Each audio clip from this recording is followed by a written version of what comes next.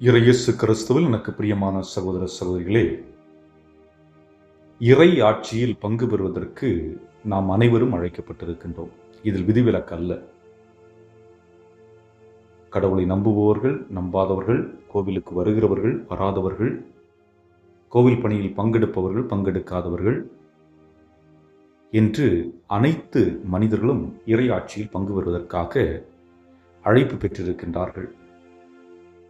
அதுவும் குறிப்பாக யூதர்களை பொறுத்தவரை அவர்கள் என்ன நினைக்கிறார்கள் என்றால், இந்த மக்கள் கூட்டத்திலே நாங்கள் பேறு பெற்றவர்கள், கடவுள் எங்களை தேர்ந்தெடுத்திருக்கின்றார், ஆகவே எங்களுக்கு மீட்பு உண்டு என்று அவர்கள் கங்கணம் கட்டிக்கொண்டு தற்பெருமை கொண்டவர்களாக, அகம்பாவம் பிடித்தவர்களாக இருக்கிறார்கள்.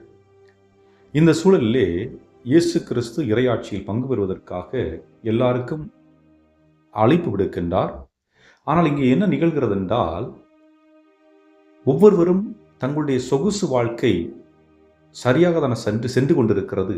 இப்படிப்பட்ட சூழலில் ஏன் நான் ஆண்டவருடைய குரலுக்கு செவிசாய்க்க வேண்டும் என்று அவருடைய குரலை தட்டி கழிக்கின்றார்கள். நற்செய்தியிலே பார்க்கின்றோம், ஒருவர் என்ன சொல்லுகின்றார், எனக்கு இப்பொழுதுதான் திருமணமாகி இருக்கிறது என்றும், ஒருவர் நான் இப்பொழுதுதான் சொத்து வாங்கியிருக்கிறேன் என்றும், இவ்வாறு ஒவ்வொருவராக ஒரு சாக்கு போக்கை சொல்லி அந்த விருந்திற்கு பங்கு கொள்ளாமல் இருப்பதற்கு தங்களை தயார்படுத்துகின்றார்கள். அதுபோன்றுதான் இன்றைக்கு நாமும் ஞாயிற்றுக்கிழமைக்கு ஏன் திருப்பலிக்கு வரவில்லை என்றால், குழந்தைக்கு டியூஷன் இருந்துச்சு, வீட்டில் உள்ள சொந்தக்காரங்க வந்தாங்க, ஏதாவது ஒரு வேலை, ஏதாவது ஒன்றை சொல்லி ஒரு சாக்கு போக்கை நாம் உருவாக்கி கொள்கின்றோம். ஒரு காலத்தில் நம்மிடம் போதிய பணம் இல்லை, வேலை வாய்ப்புகள் குறைவாக இருந்தது. அன்றைக்கு ஞாயிற்றுக்கிழமைகளில் கடவுளை தேடிச் சென்றோம். ஆனால் இன்று நம்மிடம் பணம் அதிகமாக வந்துவிட்டது. ஆகவே நம்முடைய சுகபோக வாழ்க்கைக்கு பிறகு கடவுள் இருந்தால் போதும் என்ற ஒரு நிலைப்பாட்டிற்கு வந்திருக்கின்றோம். இன்னும் இந்த ஆலயத்தில் பங்கு பேரவையில் பணி செய்கின்றவர்கள் இருப்பார்கள். நான் எல்லாவரையும் குறிப்பிட்டு சொல்லவில்லை, ஒரு சிலரை சொல்லுகின்றேன். இவர்கள் பங்கு பேரவையில் இருந்தால் போதும், முடிவெடுக்கின்ற இடத்தில் இருந்தால் போதும் என்று நினைக்கிறார்களே ஒழிய, கடவுளுக்கு முக்கியத்துவம் கொடுக்க வேண்டும், திருப்பலில் பங்கெடுக்க வேண்டும், ஜெபிக்க வேண்டும், தாழ்ச்சி உள்ளம் கொண்டவர்களாக இருக்க வேண்டும், ஒரு எடுத்துக்காட்டான ஒரு வாழ்வு வாழ வேண்டும் என்ற ஒரு எண்ணம் அவர்களுடைய உள்ளத்தில் இருப்பதில்லை. ஆக அவர்களும் இந்த இயேசுடைய இந்த இறையாட்சி விருந்தை, அந்த அழைப்பிதழை நிராகரிக்கின்றார்கள் என்றுதான் பொருள்படுகிறது. நீங்கள் ஆலயத்திற்கு வருவது உங்களை காட்டிக்கொள்வதற்கோ அல்லது நீங்கள் பெரிய ஆள் என்று மற்றொரு முன்பு உங்களை காட்டிக்கொள்வதற்கு அல்ல, மாறாக இயேசு செய்த பணியை நீங்களும் செய்வதற்காக அழைக்கப்பட்டிருக்கிறீர்கள். அவர் ஏழைகளோடு இருந்தார். சீடர்கள் பலமுறை இயேசுவை ஒரு சில விடயங்கள் செய்வதற்கு தடுத்தார்கள். குழந்தைகள் நெருங்க விடவில்லை. இயேசுன்னு சொன்னார், குழந்தைகளை என்னிடம் வரவிடுங்கள், அவர்களை தடுக்காதீர்கள்.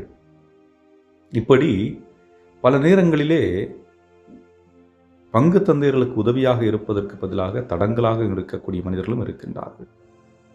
ஆகவே அன்புக்குரியவர்களே, அடுத்து என்ன சொல்றாரு, அந்த விருந்தினர்கள் வராத நேரத்தில் ஆண்டவர் சொல்றாரு, போய் அங்கே இருக்கின்ற ரோட்டில் இருக்கின்ற ஊனமிற்றவர்கள் மற்றவர்கள் எல்லாம் அழைத்து வா. தகுதியற்ற நிலையில் இருந்தவர்கள் அழைப்பு பெறுகின்றார்கள், அவர்கள் பங்கெடுக்கின்றார்கள். நான் பாவி என்று ஏற்றுக்கொள்ளுகின்ற மனிதர்கள் எளிதாக இறைவனுடைய பார்வையை பெறுகின்றார்கள். நான் சரியானவன், நான் நேர்மையானவன், நான் மற்றவர்களை விட சிறந்தவன் என்று சொல்லக்கூடியவர்கள் எல்லாம் கடவுளுடைய பார்வையில் தென்படுவதில்லை. காரணம் என்ன? தாழ்ச்சி உள்ளம் கடவுளை நோக்கி மேலெழும்புகிறது, நறுமணம் வீசுகிறது. தாழ்ச்சியற்ற உள்ளம் நறுமணம் வீசுவதில்லை, நாற்றத்தை அடிக்கும். ஆகவே அன்புக்குரியவர்களை சிந்தித்து பார்ப்போம், நம்முடைய வாழ்வு எப்படிப்பட்ட வாழ்வாக இருக்கின்றது?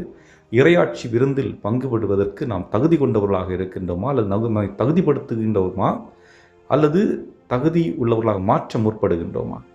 சிந்தித்தவர்களாக என்றும் வாழும் எல்லாமல்ல இறைவா, உம்முடைய அன்பையும் அரவணைப்பையும் உணர்ந்து வாழவும், அதிகாரம் மட்டுமே சிறந்ததென்று எண்ணாமல், புகழ் மட்டுமே சிறந்ததென்று எண்ணாமல், பணிவிடை புரியக்கூடியவர்களாக, பணியாற்றக்கூடியவர்களாக, தன்னை முன்னிலைப்படுத்தாமல் இறைவனை முன்னிலைப்படுத்தி வாழக்கூடிய, உம்மை முன்னிலைப்படுத்தி வாழக்கூடிய ஆற்றலையும் அருளையும் வரத்தையும் நிறைவாக தரவும், அதுபோன்று எங்கள் மத்தியில் வாழுகின்றவர்களுடைய உள்ளத்தில் மாற்றத்தை கொண்டு வந்து அன்பினை விதைக்கவும் வேண்டிய அருளையும் ஆற்றலையும் எங்களுக்கு நிறைவாக தந்தருள எங்கள் ஆண்டவராகிய கிறிஸ்து வழியாக மன்றாடுகின்றோம். ஆமேன்.